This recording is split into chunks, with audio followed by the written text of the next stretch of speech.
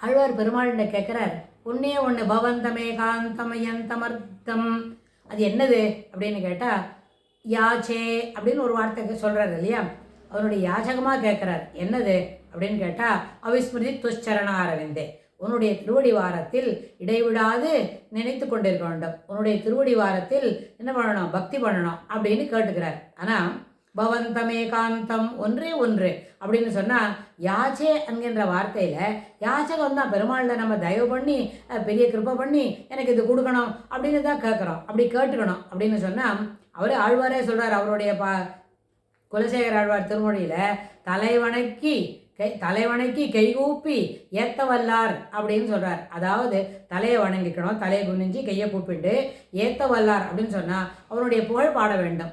அப்படி புகழ் இதெல்லாம் பண்ணலாம், வாயால் பாடி விடலாம், நாக்கு அவனுக்கு கைங்கரியம் பண்ணிடும், கீழே விழுந்து சரீரத்தினால் என்ன பண்ணான், டார்சோவை வந்து உடல் மூலமாக கீழே விழுந்து சேவிச்சு சாஷ்டாங்கமாக அப்படின்னா, அந்த சாஷ்டாங்கம் அப்படின்னு சொன்னால் எல்லா விதமான அங்கங்களும் வணங்கி இருக்கணும் அப்படின்னு சொன்னால் கீழே இருக்கிற உயர்ந்தெல்லாம் பற்றி இல்லை. ஆனால் தலை வணங்கின்றது வந்து அது சரீரத்தோடு சேர்ந்தது தான். அப்போ கூட தலை வணங்கிறது ஒரு சரீரத்தால் உடலால் செய்யக்கூடிய ஒரு கைங்கரியம் அப்படின்னு இருக்கலாம். ஆனால் தலைன்னு சொல்லும்போது அதுக்குள்ளே எண்ண ஓட்டங்கள், மனம் மொழி மெய் அப்படி சொல்கிறோம் இல்லையா.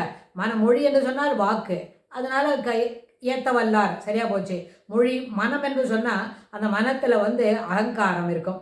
நம்ம எதுக்கு இந்த மாதிரி நேரங்கட்ட நேரத்தில் வந்து சேவிச்சுட்டு இருக்கணும், நம்மளுக்கு எதான ஓணும்னா அந்த தேவைகளை தெரிஞ்சு பெருமாளை தந்திருக்கலாம் இல்லை. பெருமாள் தான் சர்வஜனாச்சே, சர்வ வியாபியாச்சே, யாருக்கு என்ன தேவைன்னு தெரியுமே அப்படின்னு நினைக்கலாம். ஆனால் பெரியவாள்லாம் என்ன ஒரு கோடிட்டு காட்டுவான்னு சொன்னால், உனக்கு என்ன வேணுமோ அதை நீ பிரார்த்தனை பண்ணிக்கணும், எனக்கு இது வேணும் அப்படின்னு. பெருமாள்கிட்ட போனோடனே பெருமாள் கூட நினைப்பறான், என்ன இவன் என்னத்துக்கு வந்திருக்கான், வந்து லைனில் நிற்கிறானே, எதுக்கு வந்திருக்கான் அப்படின்னு பார்த்தா ஒருவேளை வீடு வேணும், இல்லைன்னா நிறைய துணிமணி வாங்கிக்கணும், இல்லாட்டி பண்ணால் நிறைய காசு வேணும், பசங்களை பள்ளிக்கூடம் சேர்க்கணும், இப்போ தான் ஜூன் மாதத்தில் நிறைய செலவாகும், அதுக்காக பணம் கேட்க வந்திருக்கானோ அப்படின்னு. அப்போ பணம் கேட்க வந்திருக்கானா அப்படின்னு பெருமாளுக்கு தெரியும் தான் அவன் எதுக்கு வந்திருக்கானே. அவன் எதுக்குமே வரல, வந்து சனிக்கிழமையா லைனில் நின்று பெருமாளை சேவிச்சுட்டு வரலாம் அப்படின்ற ஒரே ஒரு யோஜனைக்கு தான் வந்திருக்காங்க. சில நேரத்தில் பெருமாள் சந்திக்கு போனோடனே நம்ம என்ன கேட்கணும்னு நினச்சோம் அப்படின்றது கூட மறந்து போயிடும் அந்த மாதிரி. ஸோ அப்போ இந்த யோசிக்கும்பொழுது இதுக்கெல்லாம் எதுக்கு வரணும் அப்படின்ற ஒரு எதிர்மறையான யோஜனைகள் இருக்கலாம். இந்த நேரத்தில் பெருமாளுக்கு இந்த லைனில் நிற்கிற நேரத்தில் நம்ம வியாபாரத்தை கவனிச்சுமான நம்மளுக்கு ஒரு 2 காசு கிடைச்சா கிடைக்கும். நாம் போட்டு இங்கே லைனில் நின்றுருக்கோம், பாக்கி பேர்லாம் வேற எங்கேயோன்னு சினிமா பார்த்துட்டு இருப்பாளோ இருப்போம், அப்புறம் தியேட்டரில் இருப்பாளோ இருப்போம், அப்படிலாம் நினச்சிட்டு இருந்தா இதுபோல் எண்ண ஓட்டங்கள் தாறுமாறாக செல்லும் பொழுது அதை தாண்டி தலை வணக்கி அந்த எண்ண ஓட்டங்களை கட்டுப்படுத்தி அவனுடைய திருவடி வாரத்தில் தலையை வணங்கினால் யாச்சே பிரணிபத்திய யாச்சேன்னு சொல்கிறார் இல்லையா, பவந்த மேகாந்தம், அந்த ஒன்றே ஒன்று 6 விதமான அங்கங்களும் கீழே விழுந்து வணங்கும் பொழுது தலையும் வணங்க வேண்டும். தலை வணங்குறது ஒரு டிராமாக்காக இல்லாமல், ஒரு செய்கையாக இல்லாமல், அதில் ஒரு ஈடுபாட்டோட, எந்த விதமான மாறுபாடுடைய எண்ணங்கள், எதிர்மறையான எண்ணங்கள் அவைகளை தவிர்த்து பெருமாளுடைய திருவடி வாரத்தில் நம்ம வந்து சாஷ்டாங்கமாக சேவிக்கிறோம். அப்போது நம்ம நினைக்கிறோம் இதெல்லாம் கேட்டுக்கலாம் வாங்கலாம் அப்படின்னு. பெருமாள் நினச்சிட்டு பாருங்க, லைனில் நிற்கிறான், வீடு கட்டு வந்திருக்கானோ, பசங்களை பள்ளிக்கூடம் சேர்க்கணும், பணம் வேணும், நல்லபடியாக வசதி வாங்கி தரணும்னு கேட்பானோன்னு. இதெல்லாம் பெருமாள் சின்ன விஷயத்தெல்லாம் தருவார். ஆனால் எல்லாத்தையும் தருவார். அந்த கேட்குற వ్యక్తిக்கு என்ன தகுதி இருக்கோ அதுக்கு தகுந்த மாதிரி தருவார்.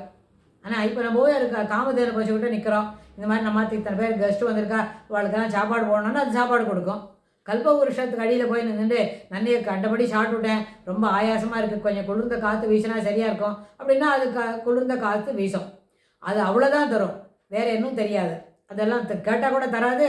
நீயே எங்கள் வீட்டுக்கு வந்து 2 நாளைக்கு இருக்கணும் அப்படின்னு சொன்னால் அது திரும்பியே பார்க்காது, நம்ம சொல்கிறத காதிலே வாங்கிக்காது. ஆனால் அந்த கல்பவருஷத்துக்கு அடியில் இருந்துட்டு இப்போ 2 புலி வந்து ராத்திரி 8 மணிக்கு நம்மளை அடிச்சு விட்டா என்ன ஆகும் அப்படின்னு யோசித்தா உடனே எங்கேருந்தோ 2 புலி வந்து பொட்டார்னு 2 அடி கொடுக்கும். எதிர்பாராமல் உடனே எண்ணெய் ஓட்டத்துக்கே புலி வந்துருத்தேன்ற பயம் இருக்கும். கல்பக விருட்சத்துக்கும் இதான் பொருள், காமதேனுக்கும் அதான் பொருள். காமதேனுகிட்ட போய் எங்கிட்ட 2 நாளைக்கு வந்து எங்காத்து கொழுவத்தில் இருக்கிறேன், அந்த தொழுவத்தில் இருன்னு சொன்னால் அது வரவே வராது. அதை நீ நம்ம தொடவே முடியாது. அந்த எந்த முனிவரோட வசிஷ்டரோட ஆசிரமத்திலேருந்து நம்ம அதை என்ன பண்ண முடியாது, அவுத்துக்கிட்டே வர முடியாது. ஸோ இதெல்லாம் யோசிக்கும் பொழுது காமதேனு கல்பவருஷம் இன்னும் எதுவாக இருந்தாலும் நம்ம கூப்பிட்டா வராது. ஆனால் பெருமாள் என்ன பண்ணுவார், நீயே எனக்கு வேணும், பெருமாளே அப்படி தான் நினைப்பறான். இன்றைக்கி பாரு பணம் கட்டு வந்திருக்கான், அப்புறம் வீடு வாங்கணும், பட்டு புடவை வாங்கிக்கணும், அப்புறம் நெக்லஸ் வாங்கிக்கணும்னு ஒருத்தராக வந்துன்னு இது எல்லாத்தையும் கேட்ட பிறகு கடைசியில் 4 அல்லது 5வது தடவையாவது நீயே எனக்கு ஓணும்னு கேட்கறதுக்கு வருவானோ அப்படின்னு சுவாமி நினைப்பறான். அப்போ நம்ம கேட்டுட்டோன்னு வைங்க, காமதேனு கல்பவருஷம்லாம் நம்மாத்துக்கு வராது. ஆனால் என்ன பண்ணோம், பெருமாளை கூப்பிட்டவான தானே வந்து விடுவார், வான்னு கூப்பிட்டா வருவார். ஆனால் அந்த அளவுக்கு அதில் ஈடுபாடு இருக்கணும்.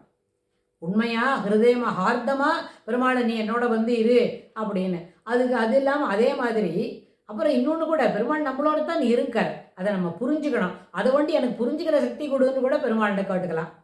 ஏன்னா இதெல்லாம் வேணும், அப்படியே பெருமாளே வந்து இருன்னு கேட்கட்டேன், நான் தான் உங்கள்கிட்ட இருக்கேனேடா அப்படின்னு பெருமாள் சொல்லுவார். அப்படி சொல்லும்பொழுது பெருமாள் நம்மளோட இருக்கார். நம்மளுக்கு சர்வ நேரத்துலேயும் 24 மணி நேரமும் 365 நாளும் பெருமாள் நம்மளுக்கு துணை இருக்கார் அப்படின்னு நம்ம புரிஞ்சுக்கிறதுக்கு உண்டான மன தெளிவு நம்மளுக்கு கிடைச்சதாலே அது போகிறோம். அதே மாதிரி பிரணிபத்திய யாச்சே பவந்தமே காந்தமியந்த ஒன்றே ஒன்று தான் கேட்க போகிறேன். அந்த ஒன்றே ஒன்று என்னன்னு சொன்னால், அவிஸ்மிருதி துஷ்சரண அரவிந்தே, உன்னுடைய திருவடி வாரத்தில் என்ன பண்ணோம், இடைவிடாத பக்தி, எண்ண ஓட்டங்கள் அறுபடாமல் எந்த நேரமும் அவிச்சின்ன தைலதாரை போல அவிஸ்மிருதி துஷ்சரண அரவிந்தே. ஸ்மிருதி அவங்க என்ன பண்ணோம், நினைவு குறைவாக ஆகக்கூடாது, நினைவு எப்பொழுதும் தொடர்ந்து இருந்து கொண்டே இருக்க வேண்டும். உன்னுடைய திருவடி வாரத்தில் ரீங்காரம் இருக்கக்கூடிய வண்டு போல என்னுடைய எண்ண ஓட்டங்கள், என்னுடைய நினைவு உன்னுடைய திருவடி வாரத்தை எந்த நேரமும் ஸ்மரித்து கொண்டே இருக்க வேண்டும். இதுதான் நான் கேட்குறேன், வேற என்ன கேட்க போகிறேன், எனக்கு இதான் வேணும்னு. அப்புறம் சுவாமி நான் அப்படியே நினச்சி போகிறேன், இது ஒரு தடவை இப்போ கேட்குறான், இதுக்கப்புறம் வேறு இன்னும் என்ன வேணும் கேட்பான். ஒன்றுமே இல்லை, இது ஒன்று தான் கேட்குறேன் அப்படின்னு ஆழ்வார் மறுபடியும் பெருமாள்கிட்ட அதை கொஞ்சம் என்ன பண்ணுறாரு, அழுத்தி சொல்கிறார். பவந்தம் ஏகாந்தம், பவந்தம் உன்னுடைய முன்னாடி இது ஒன்று தான் கேட்டு நிற்கிறேன்னு. இது எப்படி இருக்குன்னு கேட்டால், பெருமாளுடைய திருவடி தாமரைகளை இடைவிடாது சிந்தித்து கொண்டிருந்தால் பெருமாள் அது மாதிரி சிந்தித்து கொண்டிருக்கிறவனுடைய யோகம் க்ஷேமம் இரண்டையும் நன்றாக கவனித்துக் கொள்வார். ஏன்னா அது பெருமாளோட வாக்கு. பகவத்கீதையில் என்ன சொல்கிறார், யோகக்ஷேமம் வகாமியகம் அனன்யா சிந்தையந்தோ மாம் ஏ ஜன பரிபாசதே தேஷாம் நித்யாபியுக்தானாம் யோகக்ஷேமம் வகாமியகம். அவனுடைய யோகம் க்ஷேமம் இரண்டையும் நான் கவனித்துக் கொள்கிறேன் அப்படின்னு.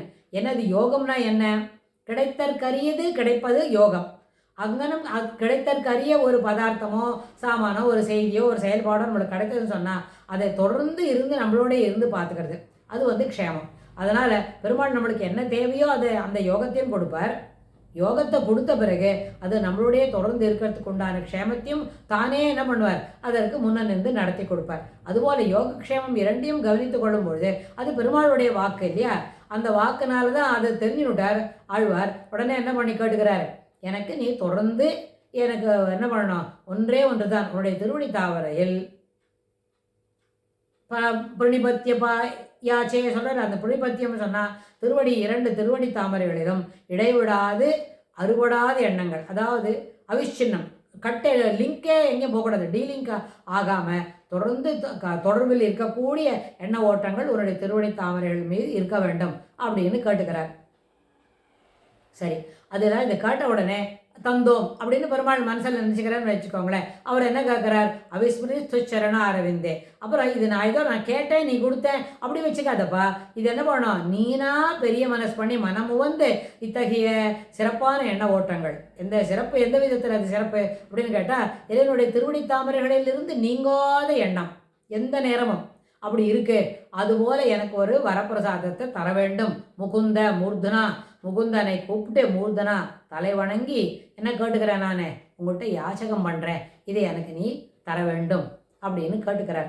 ஏன்னா எந்த விதமான எதிர்பார்ப்பும் இல்லை அப்படின்னு சொல்லிவிட்டு இதெல்லாம் கேட்டுக்கிறார். இப்போ நம்மளுக்கு நிறைய வேலை இருக்குது அப்படின்னு சொன்னால் எல்லா வேலைக்கும் சேர்த்து மொத்தமாக ஒரு 100 ரூபா அப்பா கிட்ட வாங்கிட்டு போட்டோன்னு வைங்க, போகணுன்ற சின்ன சின்ன சாமான்லாம் வாங்கிட்டு வந்துட்டு பாக்கி நம்ம கொடுக்க முடியும். ஆனால் ஒன்று வாங்கி கொடு, ஒரு 10 ரூபாய்க்கு 5 ரூபாய்க்குன்னு சின்ன சின்ன விஷயங்களாக கேட்டால் அப்பா என்ன இத்தனை வாட்டி கேட்டுட்டே இருக்க அப்படின்னு சொல்லுவாராக இருக்கும்.